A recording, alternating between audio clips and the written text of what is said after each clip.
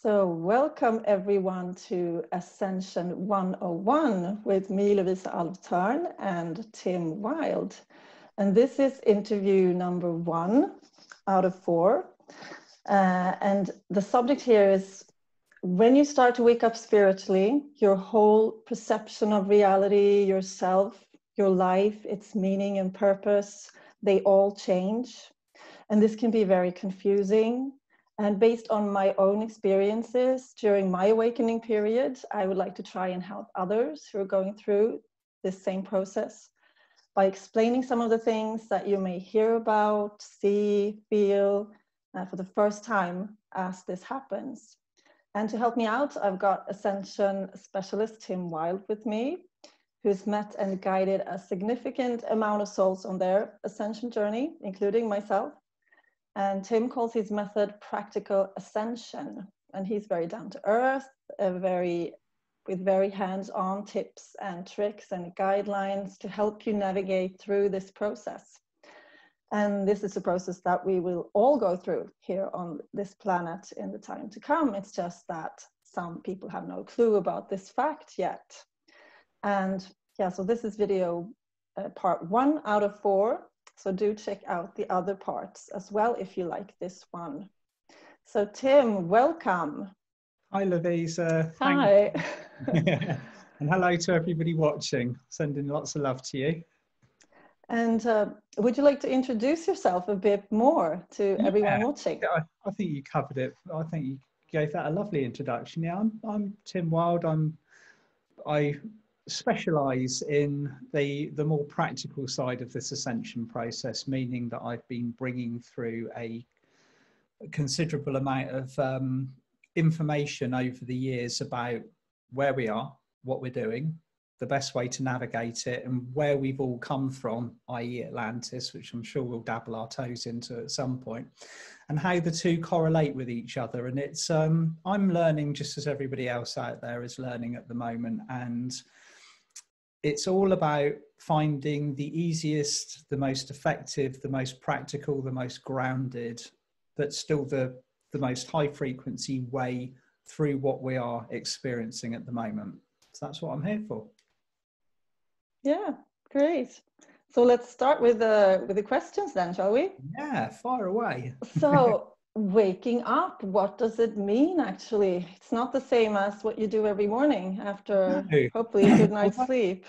It's yeah, waking up. There's waking up and there's waking up. Now there's many different kind of categories of waking up, but effectively, in the way that I would the way I would describe waking up is simply becoming aware and becoming conscious of who you are on an energetic level and what is actually going on the planet around us. So you can have various different levels of waking up, but the main one will be that moment in time that you realize that you are not just here to be working, sleeping, you know, paying your taxes, going about your everyday life, and that you have a purpose and you are part of a process. That to me is what waking up is. Yeah. Because I know that when I had my first conversation with you 3 years ago, you said, when did you wake up? And I was like, what do you mean? And you thought I didn't understand your English well enough, but yeah. I saw this phrase like waking up, and I didn't understand it properly. It's sometimes I feel like it's a bit of a generic question. Like, you know, I've been running the one-to-one Zoom sessions, or they used to be Skype sessions when we first met. And asking someone when they woke up, it's a bit like plonking them down in the doctor's surgery and sort of like, you know, getting your notes out. How long have you been awake for? But it tends to be a very specific point in time where your consciousness shifts from limited to limitless. And of course, as you well know, it's quite a process. You know, the beginning of the waking up process is the beginning of an adventure. Mm-hmm. Yeah. Big one. And yeah, and then at the beginning, it's a lot of confusion about what is real and what's not. Yeah. So a bit of feeling of falling free. So what you spent your life thinking was real isn't, maybe, and vice versa. So I think that's a very common feeling. It is. It's the falling away of illusion. It's when you begin to see from the spiritual perspective rather than the kind of the limited eye, or the it's going from effectively waking up is going or starting the journey from ego to heart.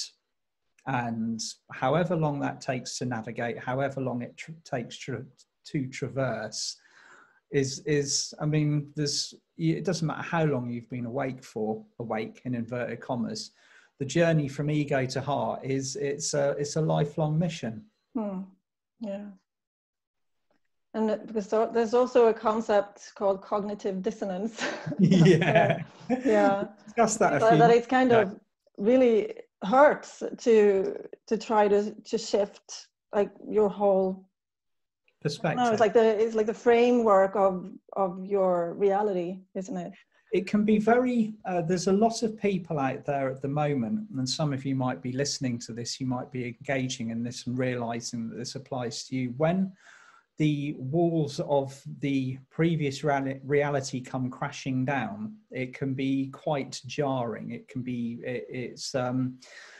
there's stages of awakening. There's different soul groups that are waking up at different times, but the people that are waking up at the moment are doing so because they're realizing the level of the illusion that existed on this planet, simply because the frequency is now rising to the point where people can no longer stay in that state of illusion. So it's almost like the awakenings are forced in a lot of cases. There's a lot of forced awakenings on this planet at the moment. There's going to be a lot more before the year is out as well. Yeah. And a lot of cognitive dissonance. Yeah. But and also something that ties into this is the concept of free will, that the angels and other divine beings, they can only help us if we ask for their help. Yeah. And before I woke up, I didn't know this, so I was kind of I was almost pissed off, like, why didn't someone tell me this before? Yeah. But so there's this concept, right? There's a lot of very funny rules and regulations for living on this planet, a lot of strange ones. And as long as we know what the spiritual laws are, which I mean, if any of you are kind of stepping out on the pathway at the moment and you want to know what the guidelines are for living on planet Earth and what you should do, what you shouldn't do, it's life at the end of the day. Diana Cooper wrote a brilliant book back in the 90s called A Little Light on the Spiritual Laws. That's where, effectively we begin, when we realize that, like you said, Lovisa, to receive assistance on a spiritual level, you have to ask it. You could have 1,000 guides and angels and dragons and unicorns clamoring to assist you, but you're not asking for help. And if you're not asking for help, you're not going to get help. They'll all just have to stand there and look at you and just like, when's she going to wake up and ask for help? So that's how it works at the end of the day. Yeah, I remember, because it was nothing without permission. Nothing without permission. That's a very important thing to remember on this pathway. Because that applies to other things, giving healing to people, even a lot of things, everything. Even the smallest things that we do on this planet, the smallest things that enter our life, everything that we experience and interact with is done so with our permission, either on a soul level or on a physical level. Okay, that's another thing. That's another little rule of Earth. Yeah, because I remember who told me this was Birken Tor, that you know as well. Yeah. Who was the first person I came in contact with when I started waking up, and he said that the angels, if it's a matter of life and death, and there's a risk you might die before your time, then the angels can help. Otherwise, no, unless you ask. That's known as intervention under grace, basically. Grace is a law or an energy that exists on our planet that actually is designed as to supersede everything. So if you act under grace, then you are acting, it's almost like the fail-safe for the spiritual community of everything that we do, everything that we send out. If it's done under grace, then it can do no harm, it can do no wrong. And the same would apply to an angel or a unicorn or anything else that is intervening with your pathway. It would be done so under grace. So that's a good phrase to add as well if you ask for something. Everything, if you notice, everything that I put out on my practical ascension page, like the decree that I put out this morning, it's powerful, it's designed to alter energy, but it's done under the law of grace, so that it has to be done with that spiritual permission. And that's your Facebook page, right? Yeah, Tim Wilde Practical Ascension.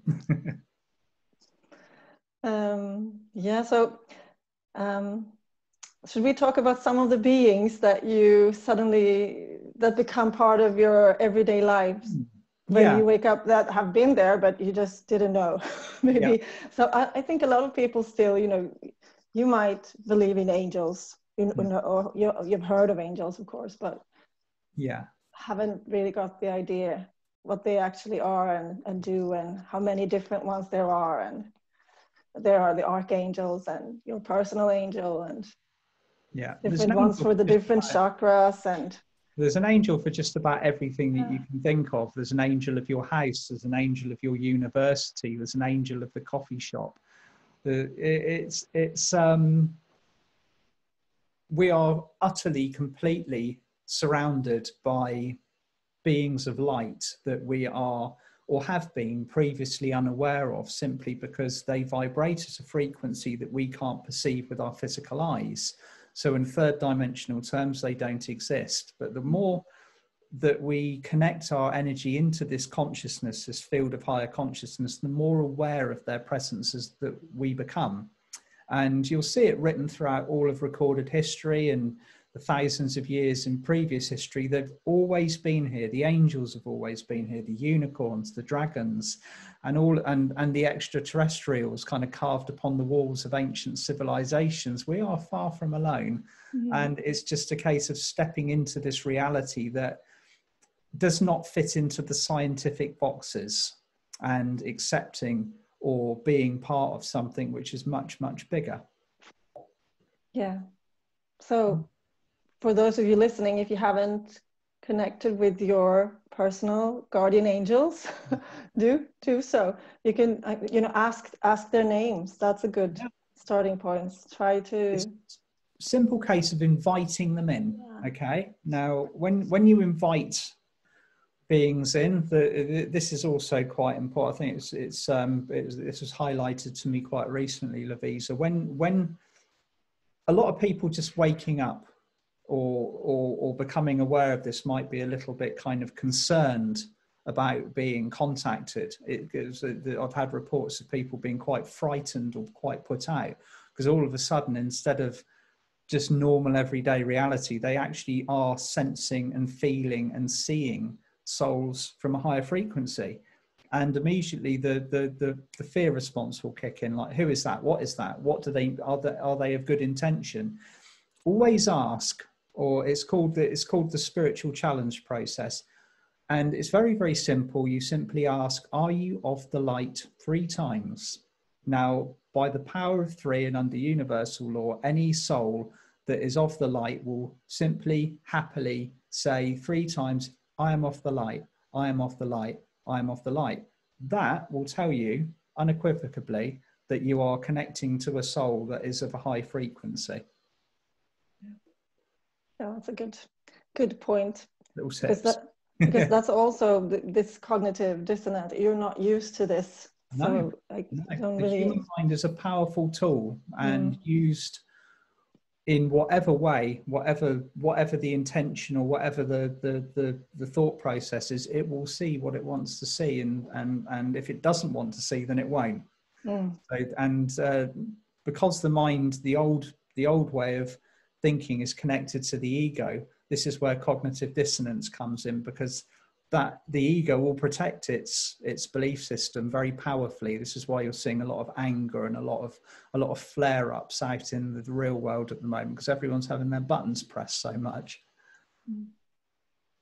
But also, so you mentioned unicorns and dragons and extraterrestrials as well.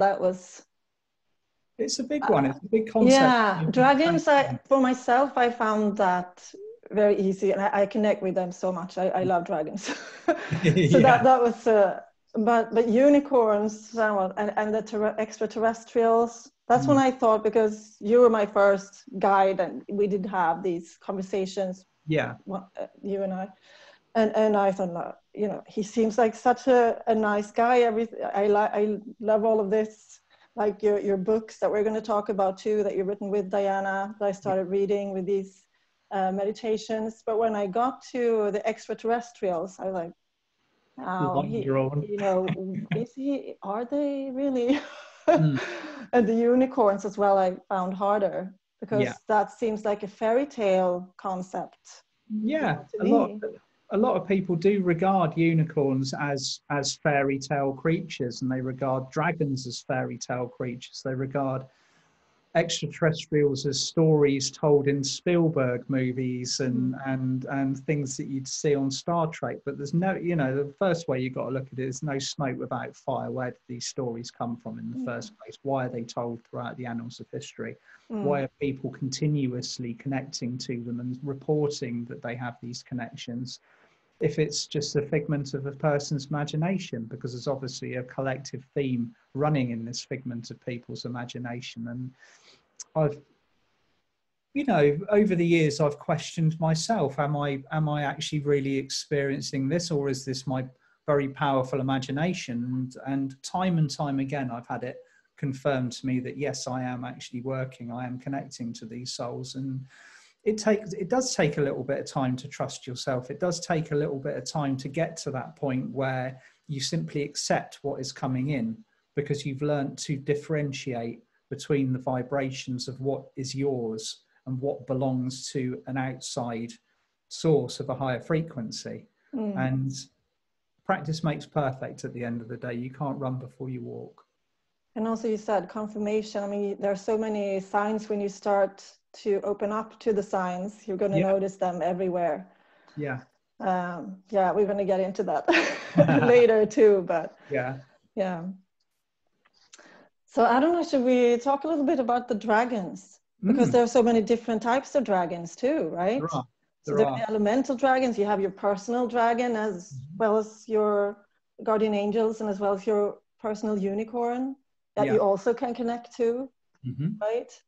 But so your personal dragon will be an elemental dragon. Quite possibly. A lot of the dragons have gone through the ascension process now, meaning they'll have readopted their kind of, I mean, we're going right in at the deep end here. I mean, it's an elemental dragon will either be earth, air, fire, or water. Now, they will have had that form, earth, air, fire, and water, for 10,000 years since Earth has been in the third dimension. And they've kept that format.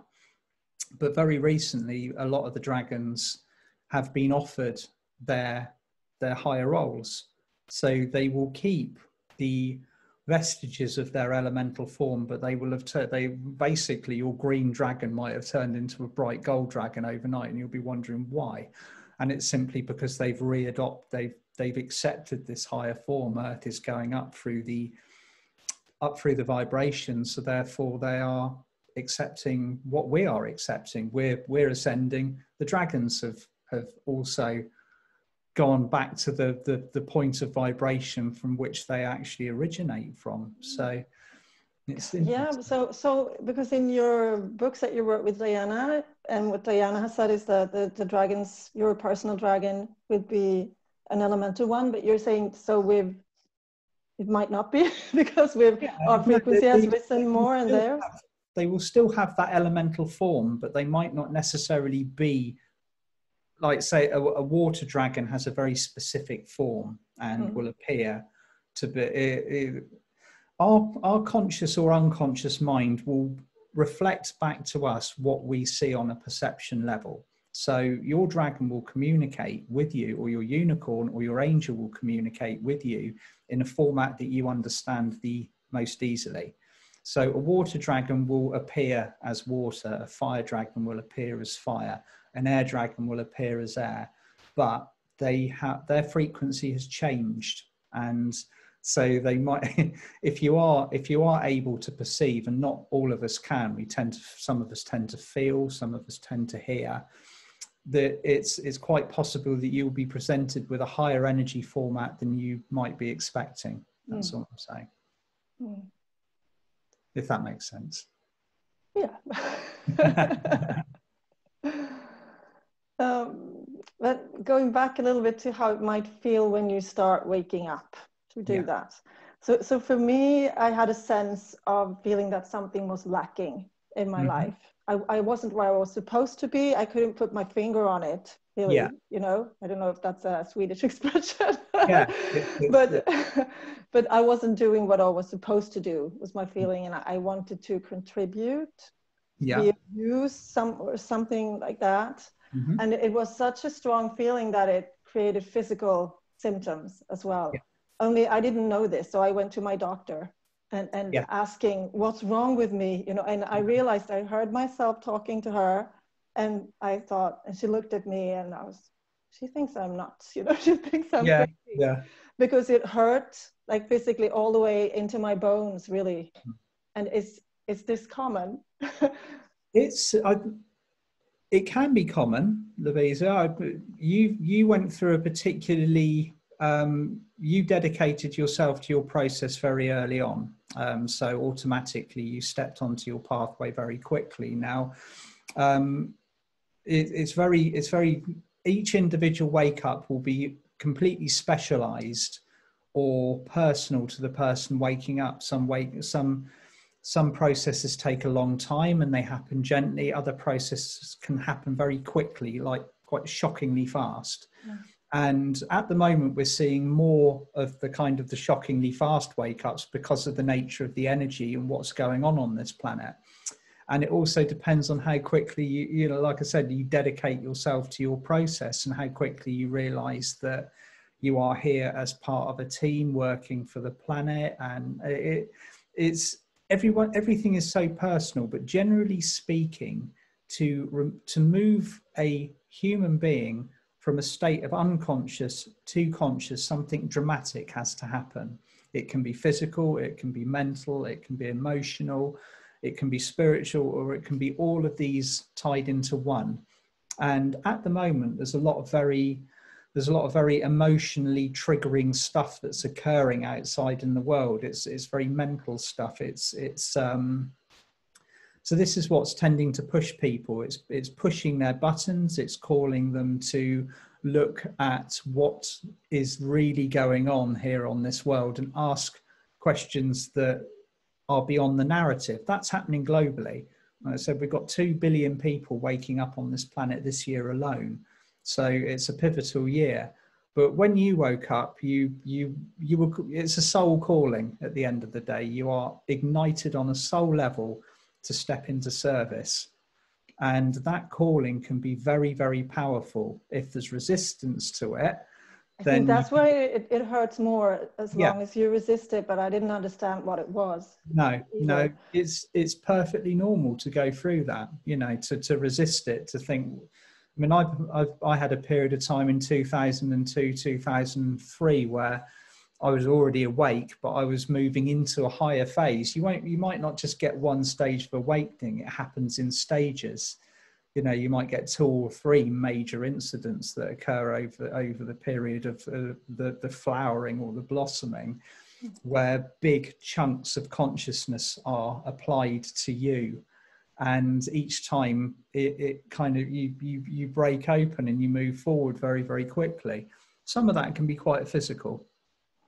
So I'm thinking also, because then as you wake up, you start to hear about these ascension symptoms, like these physical ones. There are other ones like ringing your ears and ringing in the ears, being dizzy, feeling dizzy with the energies and so on. So that's very much part of it. Yeah, it doesn't have to be that you're ill, that you're, you know, it's a good litmus test is to go to the doctor, like you say, and have I got anything wrong with me? And you get an MOT at the doctor, and the doctor says, no, you're in perfect radiant health, but you know full well that you are experiencing something which is it's not in the medical dictionary. That's been happening for years now.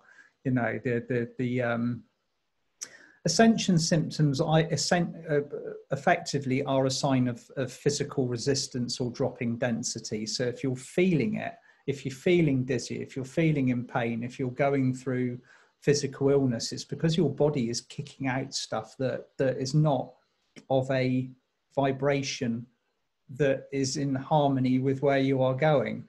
So in order to move into that vibration, you have to drop the baggage, you have to drop the physical stuff, you have to drop anything that's, and this is why the process can seem quite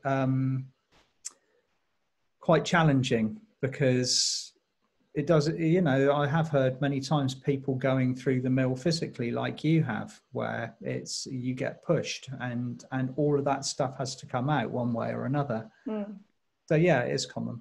But also don't beat yourself up if you're feeling no.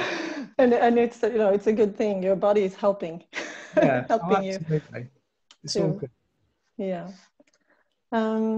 Because it has to do with also the rising frequencies. Yeah, here on everything's Earth. to do with the rising. And so let's go into that word. Yeah. Right. What does it mean in this context? You've been talking already about 3D, 4D, 5D frequencies. And it's a word that you hear a lot when you're waking up, and I didn't understand it at first. Okay. So would you explain that? We are shifting, in a nutshell, we are shifting from a third dimensional frequency to a fifth dimensional frequency. Now, this isn't a place or a holiday destination, this is a vibration. Okay, now Earth has been third dimensional since it was created and human beings started toddling out of their caves and what have you. And on the 21st of December 2012, the Earth, the entire planet and everybody living on it moved from a third dimensional frequency into a fourth dimensional frequency. Now, this fourth dimensional frequency is a window. It's a window of transformation. It lasts for 18 to 20 years, and it's designed to shift us very quickly from a low frequency into a high frequency. During that transition, people wake up. The planet reforms at a higher level. Society that is out of alignment rearranges itself so that it is in alignment. This is what we can see going on outside at the moment. All of the chaos, all of the surface things that people are experiencing are because of this transitional shift. And it's because the energy on this planet has risen dramatically every single day since the cosmic moment, and it will continue to do so. It's not going to stop. So where it was a certain level for thousands and thousands and thousands of years, someone put a light switch on and now it's rising. That's essentially where we are going with the vibration thing. So you're saying 2012, kind of the start.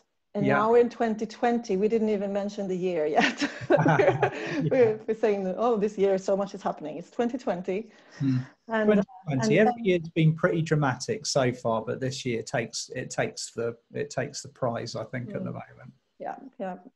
And so 2032 is a mark. That's our target date. By 2032, this entire planet will have shifted from where it was to where it's going. And we will all have been part of that in whatever way that we are chosen, or we have chosen to do as part of our ascension process. Now, this doesn't apply to absolutely everybody, okay? There's 7.7 billion people on this planet at the moment. The numbers that I was given in 2008 were that 6 billion people were going through the ascension process, and say 1.7 billion people would choose to continue to learn at a third dimensional frequency because they hadn't resolved all of the lessons that they wish to learn at that level. As we're moving through, you'll see the people, it's becoming quite evident who is coming along and who isn't, because even you know, with a trained eye, you can see people that are awake, but they haven't acknowledged the fact that they're awake yet. But they are, you know, they're all part of the process. Everybody is contributing to it. It doesn't have to be from a place like the one that I do, or the position that you are in as well, Lovisa, where you are taking responsibility for guiding people. people will do that in their own format. They will do it just simply by being radiant, by being light, not even knowing that they're doing it even. It doesn't have to be a certain way. Everybody's contributing in their own format at the moment. But we've all got something to teach. Every single person who's on this pathway is teaching other people via their vibration and their actions, and vice versa. It's a big learning process. But so you're saying but those people, because that might also be something that you could feel fear around. So those people who you're saying that are not coming along, does that mean they're going to stay on Earth? They're going to die? You know, because that might be. So if you have some people close to you, you feel I don't think they're coming along. Are you going to still? Generally speaking, the family unit that you have around you at the moment will tend to be, a lot of you listening to this will be the kind of what we call the torch bearers for your lineage, meaning that your family has chosen to incarnate with you. You have been chosen to incarnate with your family. And you might be the only one that you think is awake in your family unit, but you are taking them along. It's almost like it's the vestiges of it's a big responsibility being on this pathway. This is where we kind of start going into the nuts and the bolts of it. So don't be worried about the people around you. At the end of the day, this is all under soul contract, and we've got until 2032 to pull this off anyway. It's a lot of people will be leaving the planet naturally because their time it will be their time to go before that is up. Other people will be waking up as we're going along. My primary directive for this shift is to take as many people over into this shift as humanly possible. So when Archangel Michael gave me the 6 billion people figure, I said, that's not enough. We want more, 1.7 billion people left behind. But at the end of the day, you have to honor soul choice. If they're choosing to continue learning at 3D because they haven't learned as much as they need to, then we need to honor that and allow them to get on with it, which is part of acceptance at the moment. But so 5D is what we would call the ascended frequency, right? It becomes a bit of a cliche, but it's more of a vibration. It's a vibration that is in tune with the heart-centered consciousness rather than the ego-based consciousness. So by 2032, the majority, and I mean the majority of this planet, of people will be functioning from the heart rather than from their egos, where it has been for a very long time. And the chaos that we are seeing out there at the moment is because people are being pushed through this shift by their vibration. Their hearts have opened, they're not aware of it, and the vibration is beginning to bring everything to the surface that has been hidden for so long. So it's like putting a planet in a microwave and turning and pressing the hit. You're getting 900 watts now. Turn it up. Everything starts to vibrate. Everything starts to bubble. Everything starts to fizz. And we've reached that point now where we're at optimum cooking. Everything is starting to happen. It's interesting because the heat, I feel it, and that's where it started. Like in my heart, like the heat sensation. That was also to the point. I remember sitting in my parents' house, like, do I have a heart issue? What's wrong? Something is wrong with my heart, I think, in that. So that you could feel it actually like heat. Yeah, like heat. There's many different sensations that you might be experiencing as you become perceptive of energy. Heat is one. Heart palpitations have also been very common because the physical heart opening at a 5th dimensional frequency, that is a very, very powerful process. In fact, out of all of the chakras that you have within your 12 chakra system, that is the one that triggers the process to begin in the first place. So the heart opens first. The heart opens first, and everything else follows the heart and falls into alignment. Okay. So that's because using your heart as a guide as well is the best guide you can have, right? Oh, absolutely. Yeah, everything operates from the heart where we're going. It's and everything else follows behind. because going back a little bit to physical symptoms, then others are that you say you have a gut feeling, and that's more the solar plexus, isn't it? Gut feelings go back a long way. It's instinct. It's honest. You know, we in the spiritual field we describe it as discernment. Okay, this is one thing that many of you will be tested out there again and again and again, is your powers of discernment. What's right for you? What's your personal truth? What resonates with you on a frequency that will benefit you? And not everybody's information or circumstances. Sometimes you might be presented with things deliberately to test your powers of discernment, whether you are just openly just like, yeah, that's taking the first thing that's presented to you. And I've seen it happen again and again, like people on our pathway being tested with their discernment because they need to become more kind of aware of the different vibrations that can enter your field of reality. Because for me, I think I never I use my heart directly, so that this solar plexus or the gut feeling and those, I didn't really get that. I don't know. I don't know why, but so I tend to feel it like in my heart. Oh, absolutely. Directly. It's a powerful thing. But as long as we're perceiving and we're perceiving what's right for us, it doesn't matter where we're picking it up in the body. No. It's learning about yourself is very important. But so other physical symptoms or you know, sensations can be from other chakras. So like on the top of your head or just above your head or something. You can receive physical symptoms in every single part of your body, because energy is energy at the end of the day. And more likely you are, if you are experiencing physical sensations or discomfort or what we describe as ascension symptoms, it will happen in a specific part of your body. Say your third eye, you're getting lots of headaches, your vision's funny, you're a little bit dizzy. That will most likely be because your third eye is in need of rebalancing, or it is clearing something, or it is opening up to perceive at a higher level. And I've had that on and off over the years many, many times. It's whatever part of my body is deciding that it is going to either upgrade or clear something, then the symptoms will manifest in that part of the body. When you're saying third eye, one thing that freaked me out actually was that in meditation or while receiving healing, when I had my eyes closed, they would start moving. Yeah. And then later, years later, I heard that this is a common thing, and that's I was ready to run out of the room. Really.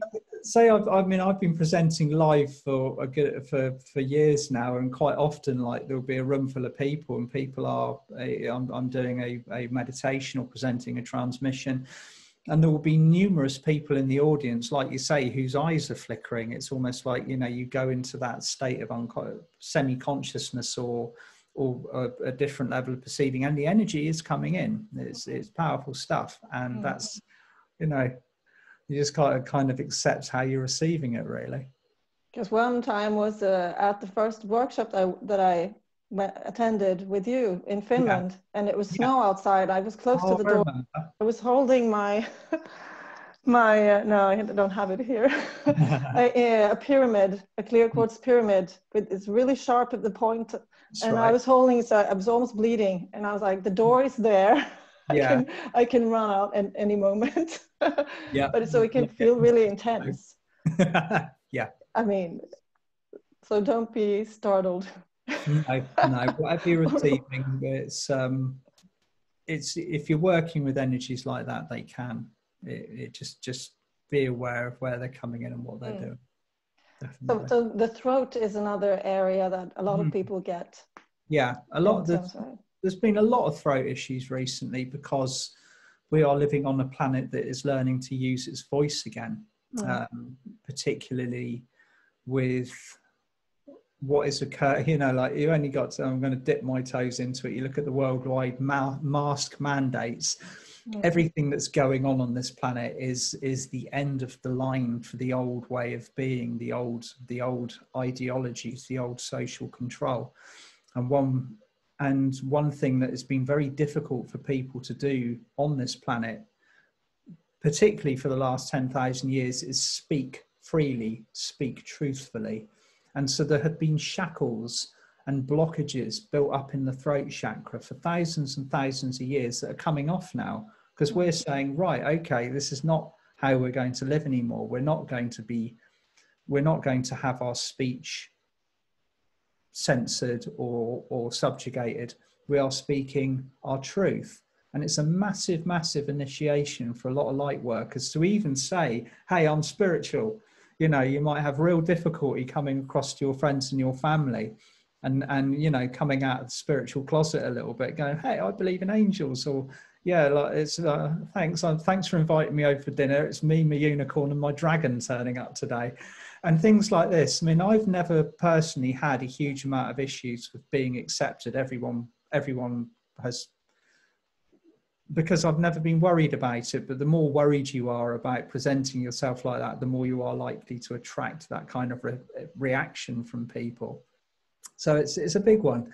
The throat is huge. Speaking your truth, you will be required to speak your truth on many levels, many times on this pathway. It's just the way it goes.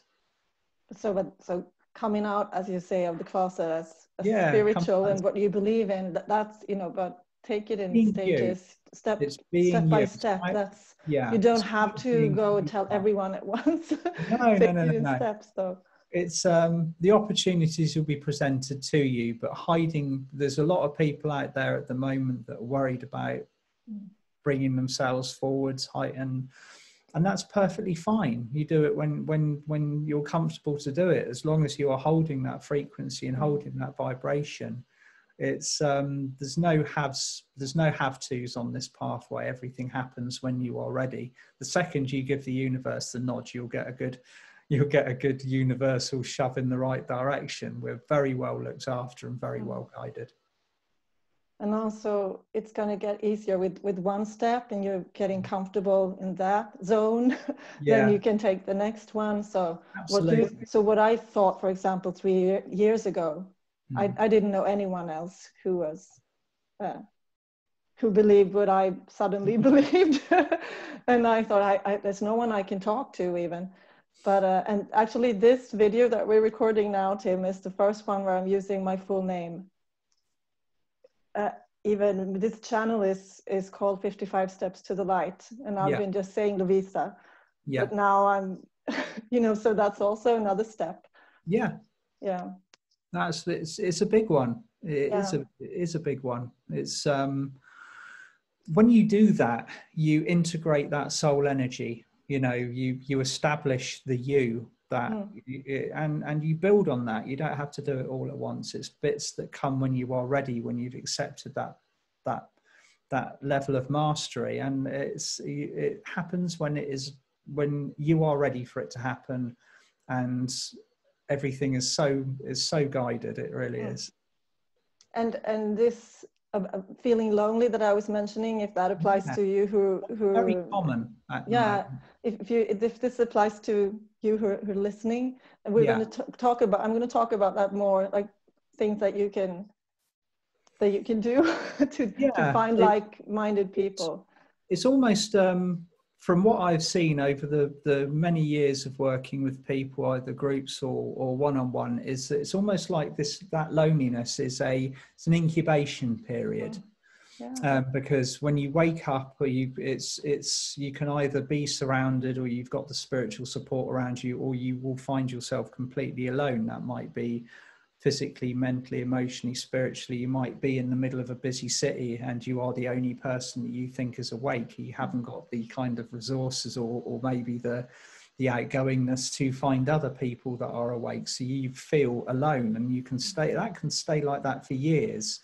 And finding this is what we can thank social media for, basically, because social media has connected billions of us from around the world with each other. And that's where the primary spiritual support units are. is the fact that we can reach out, we can connect with people online, we can find those groups that resonate with us, or we can find the information that is giving us the answers to the questions that we have out there. Back in the kind of the good old days when I was awake and first kind of searching for answers, that didn't exist. It was very much. When was that? Sorry? When was that? That was during the 90s. That was, you know, I was born in 1972. By the time the early 90s hit, I was looking for answers. I was beginning to search for information. I was reading books, but there's nobody else to bounce this off, really. It's there certainly was not the community or anything like the community that we have now together online. You know, Facebook's a lot of things. A lot of people don't like adding their energy to Facebook, or they try and stay away from it. But it's also the thing that brought us together, and we have that to thank for it. Yeah, we have connected globally by the power of social media, and it's what's sustained us and will continue to sustain us at this point in time. The fact that we are able to do what we're doing now. You know, you're in Sweden, I'm in the UK, people will be listening to this from around the world. This is the global network of light. Yeah. You're not alone. Exactly. And I'm going to be mentioning it again in another part of this series. But we've been talking about, to end this first part, we've been talking about different parts of the body where you can feel symptoms and so on. So should we just talk about the chakras as well? That there used to be 7, and a lot of people still go by those 7 and the colors of those 7. But now there are 12 that 12 main chakras that we work with. Yeah. The 5th dimensional ones. Yeah. No, any of you listening to this now will not be working with your 7 chakras anymore. You might be working with them because that's what you have learned, but you don't have 7 chakras anymore. You have 12 chakras, and they begin a meter above the top of your head, which is the stellar gateway, which is bright gold. Your soul star, which is about a foot above the top of your head, which I always see it as kind of a bright magenta blue. That is the home for all of your spiritual gifts and talents. That's where all of your information that you might be receiving is coming from. You have the causal just above the top of your head, which looks like your own moon, and it is. It's connected to the moon. It's very, very powerful. That's where all of the inflow of divine feminine energy has been coming from over the last 10 years or so. It's also where your unicorns and your dragons and your angels will find it the most easy to connect for you from. It's like a portal to the higher dimensions. Then you get to your crown, which is gold. I don't know what color it used to be. It's so long since I've worked with the other colors. And your crown is your wisdom center. It's the crown. It's the crown of your mastery. It's where all of the wisdom and the knowledge which is coming through you personally now is manifested from. Got your third eye, which looks like a crystal ball. That's how you see and perceive all of the things around you that might be tangible or non-tangible. Got your throat, which we've just been speaking about, which all of the shackles are coming off. That's a bright blue, bright royal blue. And the more you speak up, the more you speak your truth with love, the more powerful the throat will become. Okay. You've got the heart center, which is bright white. This is the first one that will trigger an open on this process. And it all happened globally in August 2017. The entire planet had their heart centers triggered at a 5th dimensional frequency, which means all of these lights went on and the chaos began because of all of these dark nights of the souls happening simultaneously. Big, bright, white portal of light in the center of your chest. Very, very powerful. And you've got your solar plexus, which is gold. And your solar plexus, it senses and perceives all of the energies around you, be they fear, be they sadness, be they happiness, be they love. Your solar plexus will know it all. Okay, this is why a lot of people will be feeling almost overly sensitive at the moment in this area, because it's very easy to pick up a lot of people's vibrations simultaneously. So always be aware of what's going on in your solar plexus. That's bright gold. Then you've got your navel, which is just below the solar plexus. Now, this is the one physical chakra that's been added to the column that wasn't there previously. Physical, okay? So it's made its way into the 7 chakra column that was there originally. So you've got 8 within your body. That is bright orange. It's where your navel is on your body. That is the chakra of community. That one activates, or activated recently this year, to bring us all together as a global community. It's an incredibly, I can't overstate the power that this chakra has and the influence that it is having on our planet at the moment as this goes online globally. It's almost like activating a computer program that affects every single person that lives on this planet, and it's happening via the navel chakra. Okay, then you've got your sacral below the navel, which is a beautiful bright pink color now. This is concerned with relationships. That can be either your partner, your brothers, your sisters, your parents, your friends, your work colleagues. All of the stuff that is kind of low frequency about the way that we relate to people has been clearing out of this chakra for years now, and is beginning to call in these higher relationships to us. So those of you that are feeling alone at the moment, you know, if you want to speed the process up, work with your sacral and ask it to call your soul family to you to support you, because that is where it happens from. Then you've got your base, which is bright platinum, bright silver. That's replaced the red. That is the seat of your mastery. So, and many of you might be being tested on this at the moment, to stand in your power, to stand in who you are, the light of who you actually are. That's anchored into your base chakra, your I am presence. Okay? And then below the soles of your feet, it's known as a transcendent chakra as well. You've got the earth star, which is, I see it as hematite, grey or silver. That's how you ground into your highest frequency and ground into the frequency of this planet. And so that's you as a chakra column now, as we are in physical at the moment. Okay. And it's important to work with the chakras. Very important to know them, to work with them, to understand how they function and how they affect you on a daily basis. Because I know also, since when I talked to Birk and Tor, that I said it was the first conversation I had about waking up, and he said, so when you meditate, and I said, I don't meditate. You have to meditate, he said to me. Yeah. And then so the first meditation I actually started was your 12 chakra meditation, yours and Diana's. Yeah. And so that's a good way to also get to know the chakras and to... It is. The more you know about yourself, the easier it will be. Because the chakras affect everything that you interact with. And now you mentioned them and the colors and so on. There are also archangels. There are in charge of the different ones.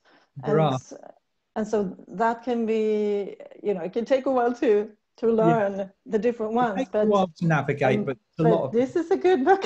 Yes, indeed. Well, thank you. So these are your books, right? That's this the is first one I wrote with Diana Cooper, Yeah. The Archangel Guide to Ascension. If you want information about the 12 chakras, there is information in almost every single chapter of the book. And yeah, by the end of the book, you'll definitely know your chakras. So the 12 chakra meditation is in there, and you go through all 12 of them. And also on YouTube, there's numerous bits on the website, timwild.com as well. So check it out. But so I'll show it again. Because the subtitle, or whatever you call that, is 55 Steps to Light, which is the name of this YouTube channel as well. Yay. So, I took that to heart. But I think that we can let that wrap up this first part of this video series that we're doing. So thank you so much, Tim. Well, thank you for the lovely questions, Lovisa, and I hope I've answered fully for everybody out there. So. I'm sure. It's really nice talking to you, and I'll talk to you soon again. And lots of love to you. bye, everyone. Bye for now.